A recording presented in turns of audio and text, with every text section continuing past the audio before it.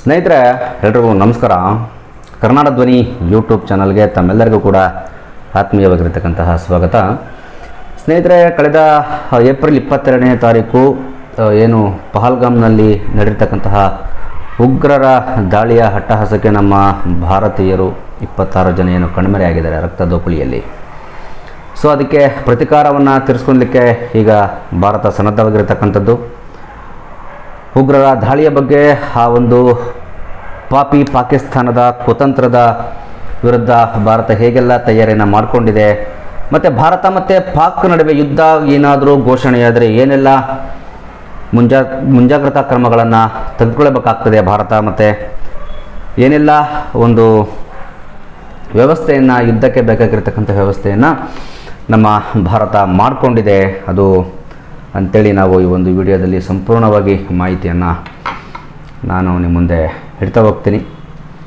ಕಳೆದ 22 ಏಪ್ರಿಲ್ನಲ್ಲಿ ಕಾಶ್ಮೀರದ ಪಹಲ್ಗಾಮ್ ಸಮೀಪ ಬೆಸರಾನ್ ಮೋಡೋದಲ್ಲಿ ನಡೆದಿರ್ತಕ್ಕಂತಹ ಒಂದು ಭಯೋತ್ಪಾದಕರ ದಾಳಿಗೆ ನಮ್ಮ ಭಾರತೀಯ ಮೂಲದ 26 ಜನ ಧರ್ಮದ ಆಧಾರದ ಮೇಲೆ ಅವರನ್ನು ಹಿಡಿದು ಗುಂಡಿಕ್ಕಿ ಕೊಂದಿರತಕ್ಕಂತಹ ಪಾಪಿ ಉಗ್ರರುಗಳೇನಿದ್ರು, ಅದರಲ್ಲಿ 26 ಜನ ಭಾರತೀಯರು ಮೃತಪಟ್ಟಿದ್ದಾರೆ ರಕ್ತದೋಕುಳಿಯಲ್ಲಿ. ಇನ್ನು 3 ಜನ ನಮ್ಮ ಕರ್ನಾಟಕದವರಾಗಿರ್ತಕ್ಕಂಥವರು ಮೃತಪಟ್ಟಿರ್ತಕ್ಕಂಥದ್ದು. ಸೊ ಅದೆಲ್ಲ ಒಂದು ಬಹಳ ಒಂದು ಶೋಷಣೀಯ ಸ್ಥಿತಿ. ಅದು ಆ ಥರ ಒಂದು ನೋವು, ದುಃಖ, ದುಮ್ಮಾನ ಅನುಭವಿಸ್ತರಿಗೆ ಗೊತ್ತು. ಆ ಒಂದು ಘಟನೆಯಲ್ಲಿ ಇದ್ದು ಅದನ್ನು ಕಣ್ಣಾರೆ ನೋಡಿ ತನ್ನ ಹೆಂಡತಿ, ಕುಟುಂಬ, ತಂದೆ, ತಾಯಿ, ಮಕ್ಕಳುಗಳು ಕಣ್ಣೆದುರುಗಡೆ ಪ್ರಾಣವನ್ನು ತೆತ್ತಿರ್ತಕ್ಕಂಥವ್ರು. ಅವರು ಏನೋ ದೊಡ್ಡ ಸಲ್ಯೂಟು, ಏನು ಮಾಡಲಿಕ್ಕಾಗಲ್ಲ. ಅಚಾನಕ್ಕಾಗಿ ಘಟನೆ ಆಗಿರ್ತಕ್ಕಂಥದ್ದು. ಆ ಉಗ್ರರ ಒಂದು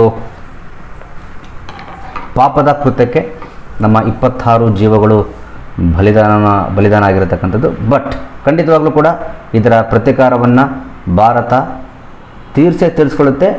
ಆಲ್ರೆಡಿ ಈಗಾಗಲೇ ಏನು ದಿಟ್ಟ ನಿರ್ಧಾರಗಳನ್ನು ತೆಗೆದುಕೊಳ್ಳಬೇಕು, ಆ ಎಲ್ಲ ನಿರ್ಧಾರಗಳನ್ನು ಭಾರತ ತೆಗೆದುಕೊಂಡಿರ್ತಕ್ಕಂಥದ್ದು ತುಂಬ ಶ್ಲಾಘನೀಯವಾಗಿರ್ತಕ್ಕಂಥ ವಿಚಾರ. ಮತ್ತು ಇನ್ನು ಈ ವಿಚಾರಗಳಿಗೆ ಯಾವುದೇ ಕಾರಣಕ್ಕೂ ಬಿಡೋ ಮಾತೇ ಇಲ್ಲ, ಬಿಡೋದಿಲ್ಲ. ಎಕ್ಸ್ಕ್ಯೂಸನ್ನು ಪದ ಈಗ ಭಾರತದ ಡಿಕ್ಷನರಿಯಲ್ಲಿ ಇಲ್ಲ. ಖಂಡಿತವಾಗ್ಲೂ ಕೂಡ ಪಾಕಿಸ್ತಾನಕ್ಕೆ ತಕ್ಕ ಶಾಸ್ತಿಯನ್ನು ಮಾಡಲಿಕ್ಕೆ ಭಾರತ ಎಲ್ಲ ರೀತಿಯಾಗಿಂದನೂ ಕೂಡ ಸನ್ನದ್ಧವಾಗಿದೆ. ಬನ್ನಿ ಆ ಒಂದು ವಿಚಾರದ ಬಗ್ಗೆ ನಾನು ನಿಮಗೆ ಹಂತವಾಗಿ ನಾನು ನಿಮಗೆ ಒಂದು ಮಾಹಿತಿಯನ್ನು ಕೊಡ್ತಾ ಹೋಗ್ತೀನಿ. ದಿನಾಂಕ 22 ಏಪ್ರಿಲ್ 2025ರಂದು ಅನಂತನಾಗ್ ಜಿಲ್ಲೆ, ಜಮ್ಮು ಕಾಶ್ಮೀರ, ಪಹಲ್ಗಾಮ್ನಲ್ಲಿ ಈ ಒಂದು ಘಟನೆ ನಡೆದಿರ್ತಕ್ಕಂಥದ್ದು. 26 ಮಂದಿ ಪ್ರವಾಸಿಗರು ಈ ಒಂದು ಘಟನೆಯಲ್ಲಿ ಆ ಒಂದು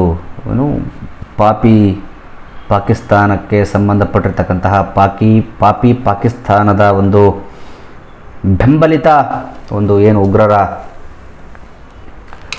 ತಂಡ ಇತ್ತು. ಆ ಒಂದು ಉಗ್ರರ ತಂಡ ನಮ್ಮ ಕಾಶ್ಮೀರಕ್ಕೆ ಬಂದು ಸಂಚನ್ನು ರೂಪಿಸಿ ಧರ್ಮದ ಆಧಾರದ ಮೇಲೆ 26 ಜನಗಳನ್ನು ಕೊಂದಿರತಕ್ಕಂಥದ್ದು. ಸೊ ಇದರಲ್ಲಿ 20ಕ್ಕಿಂತ ಹೆಚ್ಚು ಜನ ಗಾಯಗೊಂಡಿದ್ದಾರೆ. ಅವರೆಲ್ಲ ಈಗ ರಿಕವರ್ ಆಗ್ತಾ ಇದ್ದಾರೆ. ನೀವೆಲ್ಲರೂ ಕೂಡ ಅವರುಗಳು ಬೇಗ ರಿಕವರ್ ಆಗಲಿ ಅಂತೇಳಿ ಪ್ರಾರ್ಥನೆಯನ್ನು ಮಾಡ್ಕೊಳ್ಳೋಣ. ಜೊತೆಗೆ ಈ ಒಂದು ಘಟನೆಯಲ್ಲಿ 5 ಜನ ಆಕ್ರಮಣಕಾರರು, ಉಗ್ರರು ಈ ಒಂದು ಭಾಗಿಯಾಗಿದ್ದರು ಅಂತಕ್ಕಂತಹ ಮಾಹಿತಿ. AK-47 ಮತ್ತು M4 ಕಾರ್ಬೈನ್ ಶಸ್ತ್ರಾಸ್ತ್ರಗಳಿಂದ ಅವರು ನಮ್ಮ ಭಾರತೀಯರ ಮೇಲೆ ದಾಳಿಯನ್ನು ಮಾಡಿರ್ತಕ್ಕಂಥದ್ದು. ಉಗ್ರರು ಪ್ರವಾಸಿಗರನ್ನು ಧರ್ಮದ ಆಧಾರದ ಮೇಲೆ ವಿಭಜಿಸಿ, ನಿಂದು ಯಾವ ಧರ್ಮ, ನೀನು ಹಿಂದೂನಾ, ಮುಸ್ಲಿಮ, ಕ್ರಿಶ್ಚಿಯನ್ನ, ಯಾವ ಧರ್ಮ ಅಂತೇಳಿ ಕೇಳಿಬಿಟ್ಟು ಹಿಂದೂ ಧರ್ಮದವರನ್ನೇ ಟಾರ್ಗೆಟ್ ಮಾಡಿ ಶೂಟೌಟನ್ನು ಮಾಡಿರ್ತಕ್ಕಂಥದ್ದು. ಅವರು ಕೆಲವೊಬ್ಬರು ನಾವು ಮುಸ್ಲಿಮ್ ಅಂತ ಹೇಳ್ಕೊಂಡ್ರೆ ಅವರು ಮುಸ್ಲಿಮರ ಒಂದು ಇಸ್ಲಾಮಿಕ್ ಕಲಿಮಾ ಅಂತೇಳಿ ಬರ್ತದೆ, ಅದನ್ನು ಕೇಳಿಬಿಟ್ಟು ಹೇಳಿ ಅಂತ ಕೇಳಿದ್ದಾರೆ. ಅದನ್ನು ಹೇಳಲಿಕ್ಕಾಗಿಲ್ಲ. ಪ್ರಾಣ ಭಯದಿಂದ ನಮ್ಮವ್ರು ಕೆಲವೊಬ್ಬರು ಹೇಳ್ಕೊಂಡ್ರು ಕೂಡ, ನಾನು ಮುಸ್ಲಿಂ ಅಂತೇಳಿ ಹೇಳ್ಕೊಂಡ್ರು ಕೂಡ ಅವರು ಅದನ್ನು ಇಸ್ಲಾಮಿಕ್ ಕಲಿಮಾ ಅದನ್ನು ಉಚ್ಚಾರಣೆಯನ್ನು ಮಾಡಲಿಕ್ಕೆ ಹೇಳಿದ್ದಾರೆ. ಬಟ್ ಅವರು ಯಾರೂ ಕೂಡ ಹೇಳಿಲ್ಲ. ಆ ಥರವೂ ಕೂಡ ಸಾಯಿಸಿದ್ದಾರೆ. ನೋಡಿ ಎಷ್ಟು ಒಂದು ಕ್ರೂರ ಮನಸ್ಥಿತಿ ಉಳ್ಳವರು ಈ ಉಗ್ರಗಾಮಿ ಚಟುವಟಿಕೆ ತೊಡಕೊಂಡು ಅವರುಗಳಿಗೆ ಕುಟುಂಬ ಇಲ್ವಾ, ತಂದೆ ತಾಯಿಗಳಿಲ್ವಾ, ಅಣ್ಣ ತಮ್ಮರ ಜೊತೆ ಬೆಳೆದಿಲ್ವಾ ಅಂಥ ಒಂದು ಹೀನ ಕೃತ್ಯಗಳನ್ನು, ಒಂದು ಜೀವವನ್ನು ತೆಗಿತಕ್ಕಂಥ ಕೆಲಸವನ್ನು, ಅದು ಮಾರಣಾಂತಿಕವಾಗಿ ಕೊಲೆಯನ್ನು ಮಾಡಿರ್ತಕ್ಕಂಥದ್ದು ರೀ. ತನ್ನ ತಂದೆ ಎದುರುಗಡೆ, ತಾಯಿ ಎದುರುಗಡೆ, ಮಕ್ಕಳ ಎದುರುಗಡೆ, ಹೆಂಡತಿ ಎದುರುಗಡೆ, ಚಿಕ್ಕ ಚಿಕ್ಕ ಮಕ್ಕಳ ಎದುರುಗಡೆ ಮಾಡಿರ್ತಕ್ಕಂಥದ್ದು. ಎಲ್ಲ ವಿಚಾರಗಳು ಕೂಡ ಗೊತ್ತಿದೆ, ಬಟ್ ನಾನು ಆ ವಿಚಾರಕ್ಕೆ ಹೋಗೋದಿಲ್ಲ. ನಾನು ಬೇರೆ ಈ ಒಂದು ಭಾರತ ಮತ್ತು ಪಾಕಿಸ್ತಾನ ನಡುವೆ ಏನು ಯುದ್ಧ ಪ್ರಾರಂಭವಾದರೆ ಏನಾಗ್ತದೆ, ಮತ್ತು ಈ ಒಂದು ತನಿಖೆ ಯಾವ ಮಟ್ಟಕ್ಕೆ ಬಂದಿದೆ, ಎಲ್ಲ ವಿಚಾರಗಳ ಬಗ್ಗೆ ನಾನು ಬೇರೆ ವಿಚಾರಗಳನ್ನು ನಿಮ್ಮ ಮುಂದೆ ಪ್ರಸ್ತಾಪವನ್ನು ಮಾಡ್ತೇನೆ. ನೋಡಿ, ದಾಳಿಯ ಹೊಣೆಗಾರಿಕೆಯನ್ನು ಆರಂಭದಲ್ಲಿ ಲಷ್ಕರ್ ಎ ತೊಯ್ಬಾ ಸಂಘಟನೆಯ ಶಾಖೆಯಾಗಿರ್ತಕ್ಕಂತಹ TRF, ದಿ ರೆಸಿಸ್ಟೆನ್ಸ್ ಫ್ರಂಟ್ ಅಂತೇಳಿ ಅದು ತೆಗೆದುಕೊಂಡಿತ್ತು. ಅವರು ತನ್ನ ಎಕ್ಸ್ ಖಾತೆಯಲ್ಲಿ ಹಾಕ್ಕೊಂಡಿದ್ರು. ನಂತರ ಅವರು ನಾವಲ್ಲ ಈ ಒಂದು ಘಟನೆಗೆ ಕಾರಣ, ನಾವಲ್ಲ ಈ ಒಂದು ಏನು ಉಗ್ರರಿಂದ ಹತ್ಯೆ ಆಗಿದ್ದಾರೆ, ಉಗ್ರರಿಗೂ ನಮಗೆ ಯಾವುದೇ ರೀತಿಯಾಗಿರ್ತಕ್ಕಂತಹ ಸಂಬಂಧ ಇಲ್ಲ ಎಂಬತಕ್ಕಂಥದ್ದನ್ನು ಮತ್ತೆ ಎಕ್ಸ್ ಖಾತೆಯಲ್ಲಿ ಹೇಳ್ತಾರೆ. ನಿಜಾಂಶ ನಿಮಗೆ ಎಲ್ರಿಗೂ ಕೂಡ ಗೊತ್ತಿದೆ. ಹೀನ ಕೃತ್ಯಕ್ಕೆ ಯಾರ ಸಂಘಟನೆ, ಯಾರ ಬೆಂಬಲ, ಯಾರ ಒಂದು ಪ್ರೇರಣೆಯಿಂದ ಈ ಒಂದು ಕೃತ್ಯ ನಡೆದಿದೆ ಅಂತೇಳಿ ತಮ್ಮೆಲ್ಲರಿಗೂ ಕೂಡ ಗೊತ್ತಿರತಕ್ಕಂಥದ್ದೇ. ಸೊ ಆದರೂ ಸಹ ಈ ಒಂದು ಪಾಕಿಸ್ತಾನದ ಮೂಲದ ಉಗ್ರರ ಕೈವಾಡ, ಪಾಕಿಸ್ತಾನ ಮೂಲದ ಇಬ್ಬರು ಉಗ್ರರ ಕೈವಾಡವಿದೆ, ಮತ್ತು ಅದಕ್ಕೆ ಲಷ್ಕರ್ ಎ ತೊಯ್ಬಾ ಸಂಘಟನೆಗೆ ಸಂಬಂಧಪಟ್ಟಿರ್ತಕ್ಕಂತಹ ಉಗ್ರರು ಕೂಡ ಈ ಒಂದು ದುಷ್ಕೃತ್ಯದಲ್ಲಿ ಭಾಗಿಯಾಗಿ ನಮ್ಮ ಭಾರತೀಯರನ್ನು ಧರ್ಮದ ಹೆಸರಿನಲ್ಲಿ ಕೊಂದಿರತಕ್ಕಂಥದ್ದು ಎಂಬತಕ್ಕಂಥದ್ದು ಕೂಡ ಈಗ ಸ್ಪಷ್ಟವಾಗಿ ತನಿಖೆಯಿಂದ ಗೋಚರ ಆಗಿರತಕ್ಕಂಥದ್ದು. ಮತ್ತು ಇದು ಮುಂದೆ ಯಾವ ರೀತಿಯಾಗಿ ತಿರುವನ್ನು ಪಡೆದುಕೊಳ್ಳುತ್ತೆ, ನಮ್ಮ ಏನು ಭಾರತದ ಸೇನೆ ಯಾವ ರೀತಿಯಾಗಿ ಪ್ರತಿಕಾರವನ್ನು ತೀರಿಸ್ಕೊಳ್ಳುತ್ತೆ ಅಂತೇಳಿ ನೋಡ್ತಾ ಹೋಗೋದಾದರೆ, ಇವಾಗ ಸದ್ಯದ ಪರಿಸ್ಥಿತಿಯಲ್ಲಿ ಭಾರತ ಮತ್ತು ಪಾಕಿಸ್ತಾನದ ಒಂದು ಗಡಿಯಲ್ಲಿ ಉದ್ವಿಗ್ನವಾಗಿರ್ತಕ್ಕಂತಹ ಪರಿಸ್ಥಿತಿ ನಿರ್ಮಾಣವಾಗಿರ್ತಕ್ಕಂಥದ್ದು. ಪಾಕಿಸ್ತಾನ ಖಂಡಿತವಾಗಲೂ ಕೂಡ ಉಗ್ರರಿಗೆ ಬೆಂಬಲವನ್ನು ಕೊಟ್ಟಿದೆ ಅಂತಕ್ಕಂಥದ್ದು ನಮ್ಮ ಬಹು ಅಚಲವಾಗಿರ್ತಕ್ಕಂಥ ವಾದ. ಪಾಕಿಸ್ತಾನ ಏನಿದೆ, ಪಾಕಿಸ್ತಾನ ಉಗ್ರರ ಈ ಒಂದು ಏನು ಚಟುವಟಿಕೆಗಳಿಗೆ, ಉಗ್ರರಿಗೆ ಸಾಥನ್ನು ಕೊಟ್ಟಿದೆ, ಉಗ್ರರಿಗೆ ಬೆಂಬಲವಾಗಿ ನಿಂತ್ಕೊಂಡಿದೆ ಅಂತಕ್ಕಂಥದ್ದು ನಮ್ಮ ಭಾರತೀಯರ ಏನು ವಾದ.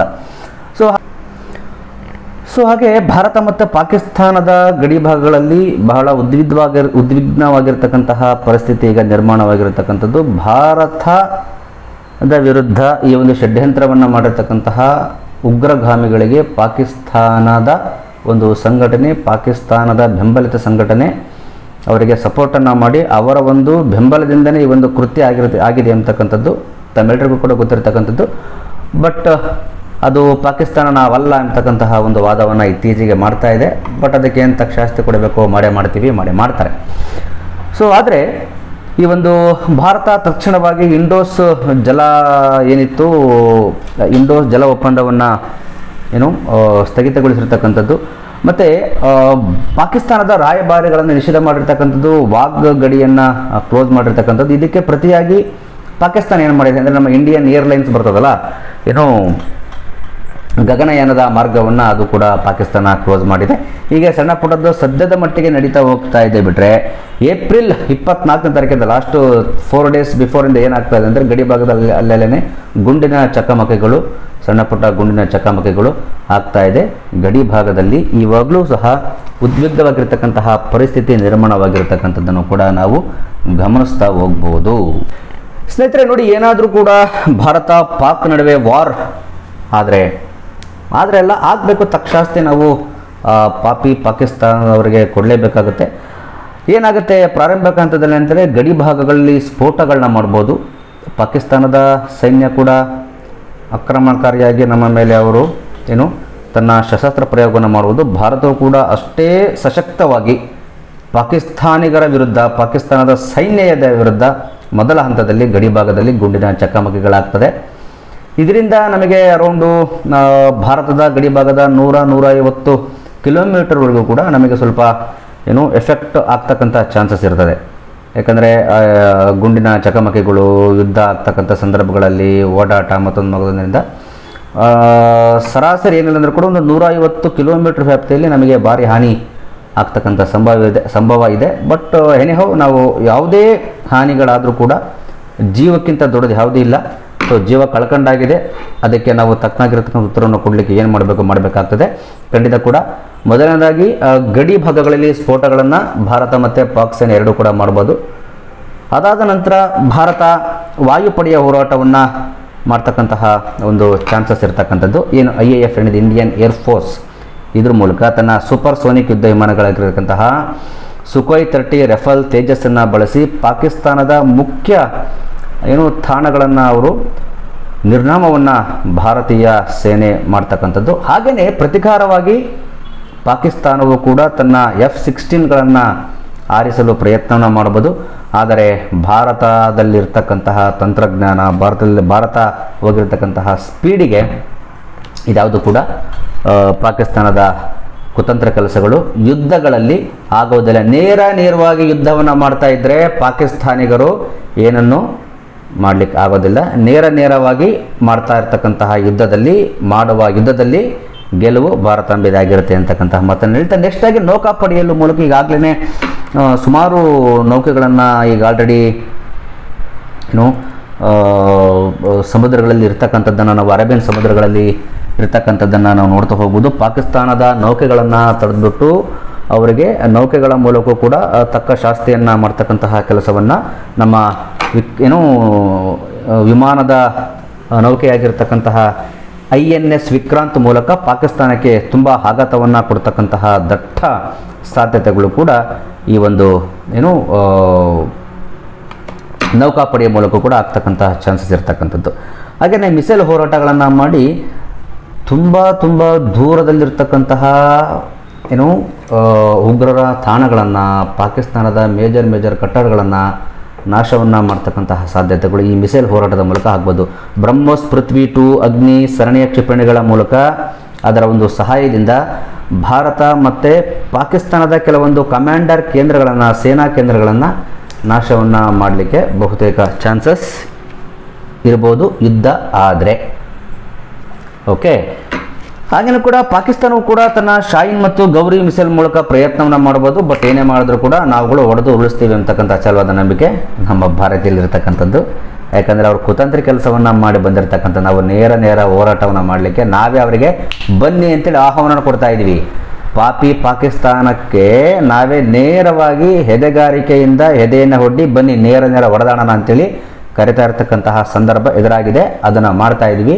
ಗೆಲುವು ಪಾಕಿಸ್ತಾನ ಬಿಡ್ರಿ, ಧೂಳಿಪಟ ಆಗೋಗ್ಬಿಡುತ್ತೆ, ಹೇಳೋಕ್ಕೆ ಹೆಸರಿಲ್ದೇನೆ ಆಗೋಗ್ಬಿಡುತ್ತೆ. ಏನಾದರೂ ಕೂಡ ದಿಟ್ಟ ಕ್ರಮಗಳನ್ನು ತೆಗೆದುಕೊಂಡು ಏನಾದರೂ ಕೂಡ ನೌಕಾಪಡೆ, ವಾಯುಪಡೆ ಮತ್ತು ನಮ್ಮ ಆರ್ಮಿ ಫೋರ್ಸನ್ನು ಯೂಸ್ ಮಾಡಿ ಪಾಕಿಸ್ತಾನದ ಎಲ್ಲ ತಾಣಗಳಿಗೆ ಎಂಟ್ರಿ ಕೊಟ್ಟು ಏನಾದರೂ ನುಗ್ಗಿಬಿಟ್ರೆ ಪಾಕಿಸ್ತಾನ ಹೇಳೋಕ್ಕೆ ಹೆಸರಿಲ್ದಂಗೆ ಆಗುತ್ತೆ. ಅದು ನಮ್ಮ ವರ್ಲ್ಡಲ್ಲಿ ಪಾಕಿಸ್ತಾನ ಒಂದು ಕಂಟ್ರಿ ಇತ್ತ ಅನ್ನೋದು ಕೂಡ ಇಲ್ದಂಗೆ ಮಾಡ್ತಕ್ಕಂತಹ ಸಾಮರ್ಥ್ಯ ನಮ್ಮ ಭಾರತೀಯ ಎಲ್ಲ ವರ್ಗದ ಸೈನ್ಯಗಳಿಗೆ, ಎಲ್ಲ ವರ್ಗದ ಸೈನಿಕರುಗಳಿಗೆ ಇರ್ತಕ್ಕಂಥದ್ದು. ಇದರಲ್ಲಿ ಯಾವುದೇ ಅನುಮಾನ ಯಾರೂ ಇಲ್ಲ ಅಲ್ವಾ. ಜೊತೆಗೆ ಸೈಬರ್ ತಂತ್ರಜ್ಞಾನವನ್ನು ಬಳಕೆಯನ್ನು ಮಾಡ್ಕೊಂಡು ಅವರಿಗೆ ಟಕ್ಕರನ್ನು ಕೊಡ್ಬೋದು. ಯಾವ ರೀತಿ ಸೈಬರ್ ತಂತ್ರಜ್ಞಾನ ಅಂತೇಳಿ ಹೇಳ್ತಾ ಹೋಗೋದಾದರೆ ಬ್ಯಾಂಕಿಂಗ್ ವ್ಯವಸ್ಥೆ, ಇಂಟರ್ನೆಟ್ ಸಂಪರ್ಕ ಮತ್ತು ಸೇನಾ ಕಮ್ಯುನಿಕೇಷನ್ ಇದೆಲ್ಲನೂ ಕೂಡ ನಮ್ಮ ಟೆಕ್ನಾಲಜಿಯನ್ನು ಯೂಸ್ ಮಾಡಿಬಿಟ್ಟು ಹ್ಯಾಕ್ ಮಾಡಿ ಅವರಿಗೆ ಏನು ಮಾಡಬೇಕು ಮಾಡ್ತಕ್ಕಂಥ ಕೆಲಸವನ್ನು ಕೂಡ ಯುದ್ಧ ಪ್ರಾರಂಭವಾದರೆ ಮಾಡ್ಬೋದು. ಇದರಿಂದ ಸುಮಾರು ಪಾಕಿಸ್ತಾನಕ್ಕೆ ಹಾನಿಯಾಗುತ್ತೆ, ಅವರು ಚೇತರಿಸೋಕ್ಕಾಗೋದಿಲ್ಲ. ಭಾರತಕ್ಕಾಗಲ್ವಾ? ಎಸ್, ಭಾರತ ಕೂಡ ಸುಮಾರು ಹಾನಿಯಾಗುತ್ತೆ.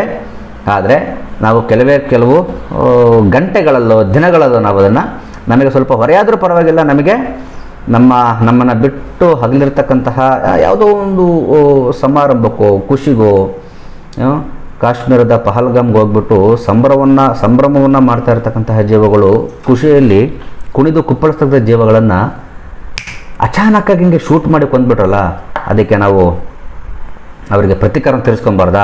ಹಾಗಾಗಿ ಏನು ಬೇಕಾದರೂ ಕೂಡ ಆರ್ಥಿಕ ಹಾನಿಯಾದರೂ ಕೂಡ ತಕ್ಕಂತಹ ಮಾತು ಭಾರತಕ್ಕೆ ಇಲ್ಲ. ಅದನ್ನು ಚೇತರಿಸ್ಕೊಳ್ತಕ್ಕಂತಹ ಎಲ್ಲ ಸಾಮರ್ಥ್ಯ ಕೂಡ ನಮಗೆ ಇರೋದರಿಂದ ಸೊ ಆರ್ಥಿಕ ಹಾನಿಗಳ ಬಗ್ಗೆ ತಲೆ ಕೆಡಿಸ್ಕೊಂಡಿರ್ತಕ್ಕಂತಹ ಮಾತು ಭಾರತಕ್ಕೆ ಬರೋದಿಲ್ಲ.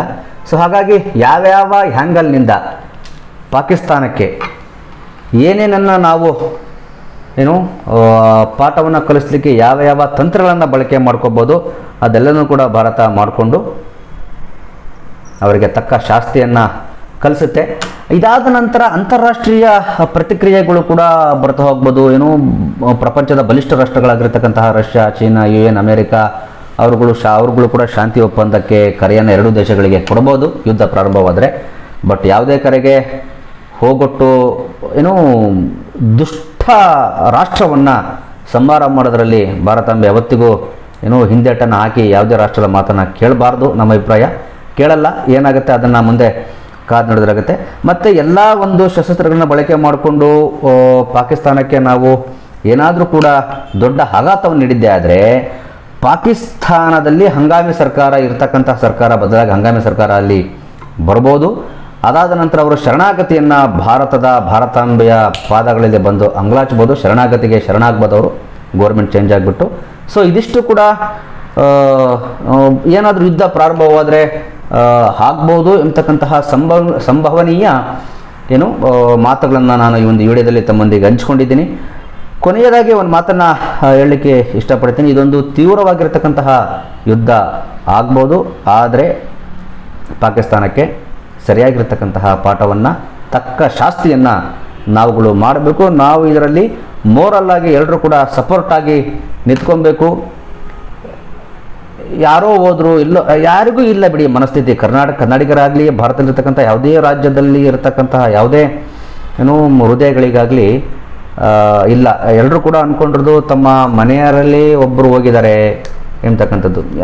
ಕೆಲವೊಂದು ವಿಡಿಯೋಗಳನ್ನ ನೋಡಿಬಿಟ್ರೆ ಅನಿಸುತ್ತಲ್ವ, ಒಂದು 6 ದಿನ ಆಗಿದೆ ಮದುವೆಯಾಗಿ, ಜೀವ ಹೋಗಿರ್ತಕ್ಕಂತಹ ತನ್ನ ಗಂಡನ ಮುಂದೆ ಕೂತು ರೋದನೆಯನ್ನು ಮಾಡ್ತಾ ಇರ್ತಕ್ಕಂಥದ್ದು. ಇವ್ರು ನಮ್ಮ ಶಿವಮೊಗ್ಗದ ಮಂಜುನಾಥ್ ಮತ್ತು ವೈಫ್ ಅವ್ರ ಮಗ ಬಂದುಬಿಟ್ಟು ನನ್ನ ಗಂಡನನ್ನು ಸಾಯಿಸಿದೆ, ನಮ್ಮ ತಂದೆನ ಸಾಯಿಸಿದೆ, ನಮ್ಮನ್ನು ಕೊಲ್ದು ಬಿಡೋದಕ್ಕೆ ಹೋಗಿ ಮೋದಿಯನ್ನು ಕೇಳು ಅಂತಕ್ಕಂಥ ಇವೆಲ್ಲನ ನಮ್ಮ ರಕ್ತವನ್ನು ಕುದಿಸ್ತಾ ಇರತಕ್ಕಂಥದ್ದವರು. ಅದಕ್ಕೆ ತಕ್ಕನಾಗಿರ್ತಕ್ಕಂತಹ ಶಾಸ್ತಿಯನ್ನು ಅವರು ಅನುಭವಿಸ್ತಾರೆ. ಅದು ಸ್ನೇಹಿತರೆ, ಕೊನೆಯದಾಗಿ ನಾನು ಒಂದು ಮಾತನ್ನು ಹೇಳಲಿಕ್ಕೆ ಇಷ್ಟಪಡ್ತೀನಿ. ಯಾರಿಗೂ ಕೂಡ ಅಂಥ ಮನಸ್ಥಿತಿ ಇಲ್ಲ.